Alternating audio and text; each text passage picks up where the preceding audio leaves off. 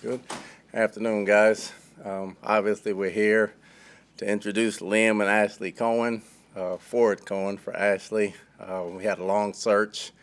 Again, we went through a lot of quality candidates, a lot of them. There was a bunch of good coaches out there. Liam best fits what we want to do offensively. There'll be some similarities, but there'll be some differences as well. Very bright mind, very bright young mind, understands football inside and out. Really happy to have him. Without further ado, he can tell you a lot more. Liam Coen. Coach. Thank you, guys. Really appreciate you guys coming out today. First of all, I'd like to thank the Glazer family for giving me this opportunity. Coach Bowles, Jason Light, Mike Greenberg, and John Spytek for the opportunity here to come to Tampa Bay to be the offensive coordinator. I'd also like to thank Mark Stoops at the University of Kentucky, giving me an opportunity to go call plays in the SEC and really kind of get my feet wet and doing it for the first time. And I'd also like to thank Sean McVay and the Los Angeles Rams organization for essentially giving me my PhD in coaching and learning under those guys. And what a first-class organization! But couldn't be happier to be here and really open up to any questions. Liam, one of your mantras as an offensive play caller is players over plays. Yeah. Can you just speak to that and identifying that and what that means to you and your play calling style? Yeah, I was taught in times of crisis you think players, not plays. And it's not about what maybe I like or the play that I might like the most, but what's going to get the ball into our best players' hands. What can our guys execute at a high level and be able to go do and have confidence in. And also, on the back of my call sheet, I have a player box for multiple players that ultimately want to get the ball in their hands right now. No questions asked. The cover's not going to change. It's not going to matter what happens. That the ball's going in their hands right now, and because this game's it's a personnel game, right? And at the end of the day, it's about those guys. What did you like about the situation? This was a no-brainer for me. I mean, obviously, the opportunity to work with Baker, to get back with him potentially. John Wolford's in the room that I coached with the Rams for multiple years. The skill set on the perimeter, obviously. Youth in the running back room, tight end, and one of the best tackles in the National Football League. So this was altogether really something that we could not turn away from whatsoever. This is something that we were really excited about as a family. My father lives an hour and a half from Tampa. I've spent a lot of time down here, and this was just a no-brainer for us. Where does your father live? He lives in Rotunda West, which is a small community kind of just right in between Port Charlotte and Englewood. So he's right down there, but he will be moving to Tampa, I can imagine, pretty soon. Liam, how much is you're working with Baker? I know it was for a short time, right? Yeah. How much do you think that's something that the Bucs valued? And what's your conversations been with him? And what was that experience like when he was in LA? Man, Baker, as you guys know, he's an igniter. And that's the type of guy that you want to be around. He came into our organization at a really difficult time, a time that we weren't having a lot of fun. And he came in and made football fun for a lot of people at that time. He came in and made football competitive again at practice. And he's jawing at Jalen Ramsey, and they're going at it. And that was something that we hadn't felt in a little while, right? It was a tough year. And the opportunity to be around him potentially every day, to coach a guy that's as competitive as he is, that has that moxie, I mean, that's fun. I mean, you can't coach that. And when a guy has that ability and the ability to communicate with others, that's something that I really wanted to be around and was very intriguing for us. What did you learn in your time as a play caller in the SEC? It's a good question. Well, the NFL and college game very different in a lot of ways. The defensive structures actually in the college football game are a little messier than they are in the NFL game at times. Obviously the blitz pickup packages in the SEC versus the NFL, maybe it'll be a little bit different, but the defensive structures, they're a little messier in college football. But at the end of the day, as we kind of talked about before, was get the ball to your best player as many times as possible and see what happens. And try to be as efficient as you can on early downs, win third down in the red zone. But we had a kid 2 years ago, Wan'Dale Robinson, that had 104 for 1,300, and ultimately just try to get him the ball as many times as possible, and I could sleep better at night that way. Liam, you mentioned Coach Stoops and Coach McVay. I'm just Yeah. curious what you kind of learned from them, from their coaching style, that you want to apply to your own coaching style. Sean made coaching. He gave me a different outlook on coaching. I'd been doing it for a little while there, and I'm sitting there one afternoon as a assistant receivers coach, and I just got there, and he comes in at 6 o'clock during OTAs and says, "Hey man, I appreciate what you're doing, and I'm really glad you're here."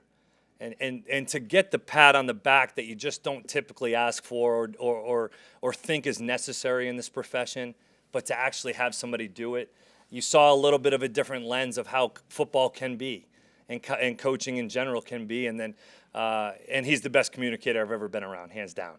And Coach Stoops, the ability to step away, but also have an organization that he trusts, that he worked for really hard to get.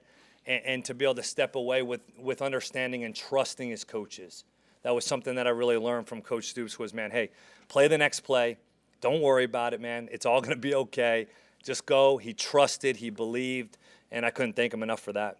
Liam, what's your process like right now when it's obviously the offseason? You come in here, I know a couple of times you used the word potentially with Baker because that's not settled. So it's not a definite, I mean, is it like just what are you working on right now when things aren't completely firmed up in that area? Yeah, trying to get to know some of the players. I've talked to a few of them already. Just trying to get a little bit of a relationship builder with those guys. Get here with Todd and with Jason and with the staff and personnel department to really evaluate the roster and start to get through to that. Obviously, we need to build the staff and get some of those hires done here over the course of the next couple of weeks here, and really just dive into this thing. Is why I've been watching a ton of film. On the flights. I was watching tape recruiting flights last week, and just trying to dive into this thing, but all get on the same page and be as collaborative as we can be in terms of the roster and the coaching staff hires, and just get down to Tampa as soon as we can. Conceptually, there were some similarities with what they did. Yeah. It's not the same, and obviously it can't be the same language-wise, but Right. what kind of learning curve do you anticipate with this group? I think it'll be actually very similar in terms of some of the terminology. The run game, I think, will be very similar in some ways. Formations, maybe some Daffy might be Dixie or double might be deuce. I mean, some of those things may be a little bit different, but at the end of the day, those guys have that was just this. They can put those things together. The protections, I got to believe, will be very similar in some ways.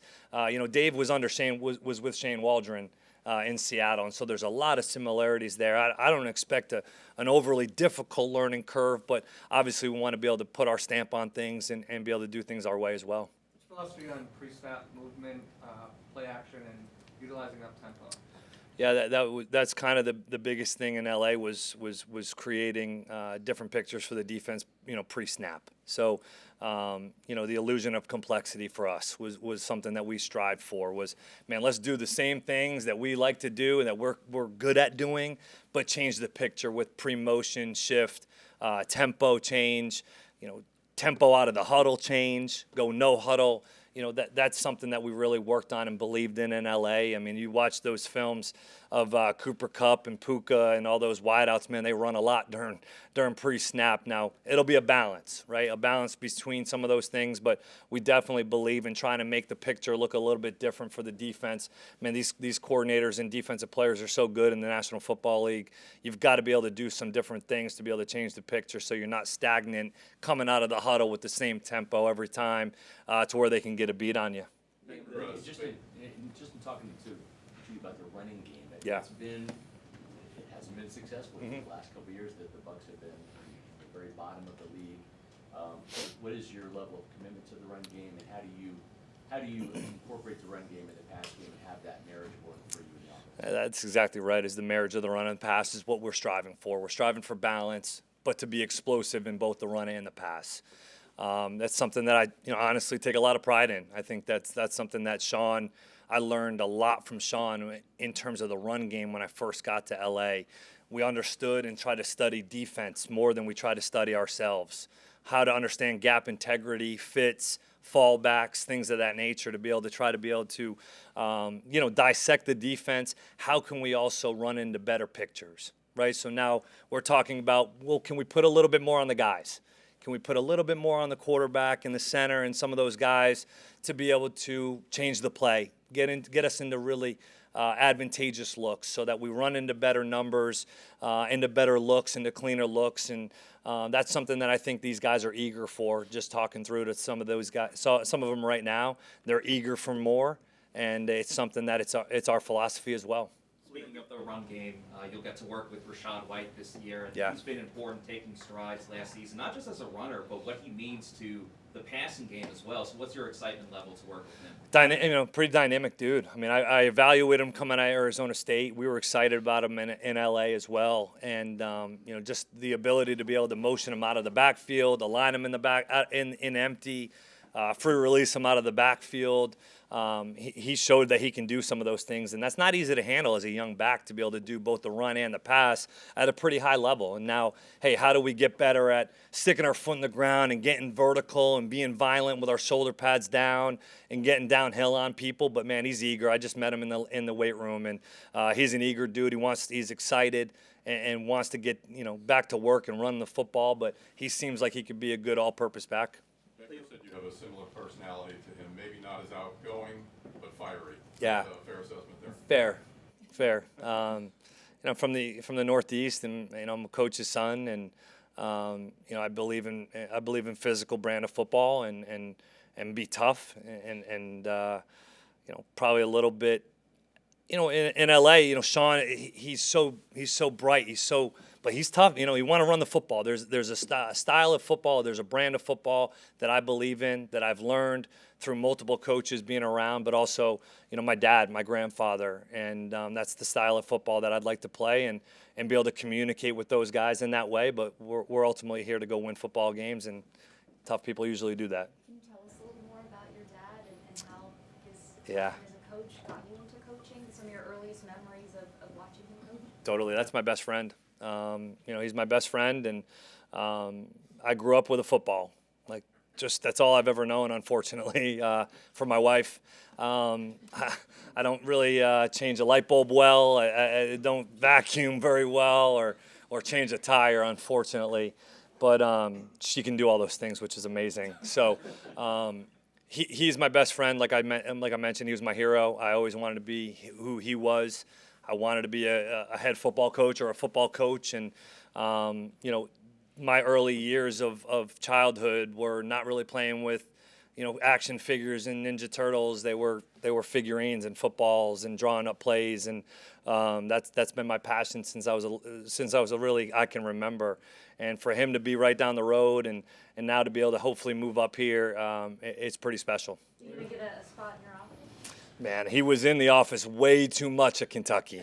Way too much. I'm glad Coach Bowles hopefully will put a little bit of parameters on that, because he would be texting me about personnel, be texting me about running the football more.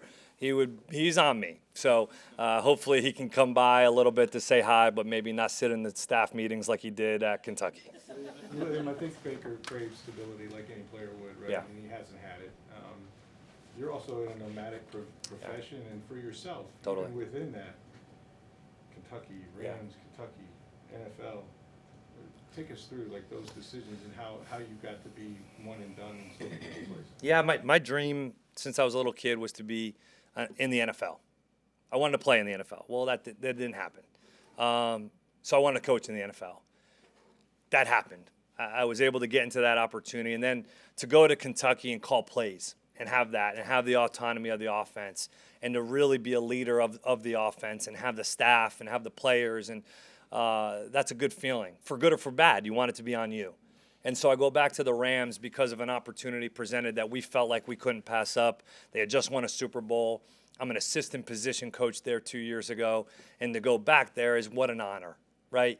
Well, it was a tough year, and I probably misinterpreted how much I would miss calling plays. I knew what I was going there to do. I wanted to help my friend. I wanted to help an organization that gave me an opportunity. I wanted to be around Matthew Stafford and Cooper Kupp and those guys. And then you go through it, man, and it's not yours. You're in it, but it's not yours. And so the opportunity to do it at this level in the National Football League, which has been my dream since I was a little kid, to call plays here and to work for an unbelievable organization and a head coach that seems like he wants to give you that ability to do so and really kind of help harness that, man. What's better than that? You talked about Rachaad White and his ability to use him outside as well. So Yeah. A lot of times you'll put out a certain look, put your running back outside, dictate, see what the coverage is, Mhm. man or zone. Yep. But having a back like Rachaad who's so effective on the outside, Right. how much can that change what you're going to do? Yeah. Because you're getting that look, Mhm. and you can utilize him that way. Well, legitimize is when you go to school on the defense. So when you try to go to school on the defense by presenting a man zone tell, by displacing the running back, well, a lot of people just expect you to bring them back in to go to school on them. Well, now if you leave them out and empty or you can move them around and empty, you legitimize those formations and you're telling the defense, well, we're going to snap the ball when this back is displaced and he's a threat. So now you can't just sit back and wait around as a DB because that ball is going to get snapped. And we're trying to apply pressure while that back is displaced and to be able to put him in a position to maybe get matched up on a linebacker or a nickel or some like a big nickel, something like that in those situations to where you can get him, an advantageous matchup. But it just helps legitimize your man zone tells and be able to go to school on the defense, but also snap the ball with him out there, and that's a matchup issue. Cooper Kupp is a different wide receiver than Mike Evans. Totally. But still, he's a guy that, when you're playing teams, they're keying in on him, and that can make every rep really hard. Right. So just, I guess, how is your experience having to kind of help design Right. solutions to be able to still get the ball in his hands? How can that help potentially with Mike Evans? That's a great question. That's something that was asked a lot, and we had to do in LA a ton because we knew that, that offense ran through Coop. And things have changed a little bit there, but he's gotten a little bit more help. But things ran through him, and we had to be creative, right? With whether it was by formation, alignment, where we would put him, how we would end up in the final formation. Just by 3 different formations, double Dixie and Daffy, we just moved the F in 3 different positions. So ultimately, at the end of the day, we have to be able to move him around by formation, but also motion. Do we start him in the backfield? Do we bring him in the backfield and now try to shuffle him out and be able to get him matched up on a will or a nickel or a backer or a down safety? Mike obviously being the size that he is and his ability to be able to track the football down the field, but also his ability to get in and out of cuts at that size, man, to be able to put him inside a little bit more and to be able to run some of those option routes and choice routes on the inside, man, I think that's a winning edge and something that we'd like to be able to utilize. Speaking of Mike Evans, fellow free agency is pending. He's been with Tampa Bay for a long time. He's a very experienced receiver. And Chris Godwin as well. He's been with the team for a while. As an offensive coordinator, what value does that experience kind of bring to an offense, and how excited does that make you to be able to call plays? Yeah, it's huge, man. When you have playmakers, life's a lot more fun. I mean, you can, like I said, you can call any play in the world, but when you can just call a slant or a hitch or an Omaha, and the ball could potentially go in the end zone, or you call a go ball, and those 50-50s are now 80-20s or 70-30s, that's not anything I can coach. And so when you have those type of players, man, the game is a lot more fun. And that's ultimately what football is, right? It's about players, not plays. But if we can put them in the position to be successful with talent, usually good things happen. So I couldn't be more excited to get to work with those guys, man. They seem like really good people and workers, just like everybody that I've heard in this building. So really excited to get to work with those guys. How much discussion have you had with Jason Light and with Todd just about the plan for the offseason with Baker and with Mike? Very minimal at this point. This is more so just been about an onboarding and getting some of these things done for myself here and trying to get Kentucky exited the right way and some of these things, logistically done. We have not really gotten into any of those conversations right now. I imagine when I get here permanently, hopefully we'll be able to dive into some of those things. But at the moment, really been surface area discussions and more so just trying to get down to Tampa and get this thing done. What does having a left tackle like Tristan Wirfs allow you to do as a play caller? Yeah, I mean, obviously those guys, get paid for a reason, right? And he's a special talent. I've heard great things about him as a worker, making the adjustment, moving from the right side to the left. I mean, that's not easy to do, and he did it pretty seamlessly. So, really excited to be able to get to work with him because, weapons aren't just out on the perimeter. Weapons are up front as well. And when you have a weapon like that up front at that position, man, you can utilize him by pulling him around, get him in the screen game, use him in the pin and pull game or whatever it is, cutting off 3 techniques, and then obviously in pass protection. So weapons are all over, and we have a weapon at left tackle. How much do analytics play into your game plan and then your play calling? I think that's something that ultimately you look at, some of the studies. Like I would always have a Selfscout page on my call sheet where it was like, all right, P and 10, what am I run to pass? Situational awareness, that we go through a book and study some of those things of what we are from a Self-Scout standpoint. What does the book say, I guess you could say, when it comes to some of those decisions? But, ultimately it's on us. We get paid to be able to make these decisions on Sunday and make it a collaborative decision throughout the staff and with Coach Bowles when it does come to some of those analytic decisions that you have to make on Sundays.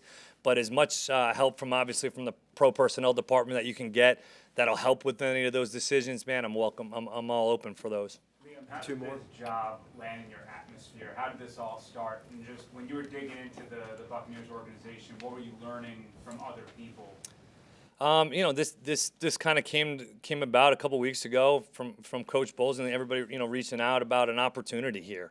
I think the nice thing about obviously potential familiarity with Bake, and then also the potential familiarity with Dave and some of the systems. So I know that they had to do a job and go through a process, and I'm just extremely lucky to be here. Honestly, this is a dream opportunity that they've presented myself and my family. And when you dive into it and you get around these people, and when you ask a question and it's getting done, and you can tell that there's just a real desire for this organization to continue to be great, and that's something that they have been. And for me to be a part of this, for my wife and family to be a part of this, is an extreme honor. Coach Bowles likes to talk shop in his interviews, of course, likes to talk ball. What was it like for you during the interview process, being interviewed by a defensive coach? Man, I just know preparing for him for multiple years was a total pain. And so I just asked him to please not do that to me all of minicamp and all of OTAs and blitz me too often. But no, honestly, what Coach Bowles does and that defense and this organization and team, I've only heard unbelievable things. And then to go against somebody that's so well respected in this profession, especially on the defensive side of the ball, that's going to make us so much better. And Sundays hopefully will be a little bit easier. When you're trying to pick up some of these pressures and understand some of the structures and try to go run the football against this defense every day. So it's going to make us better, and I'm just extremely thankful for the opportunity from Coach. Okay, thank you. Thank you, guys. Appreciate it, guys.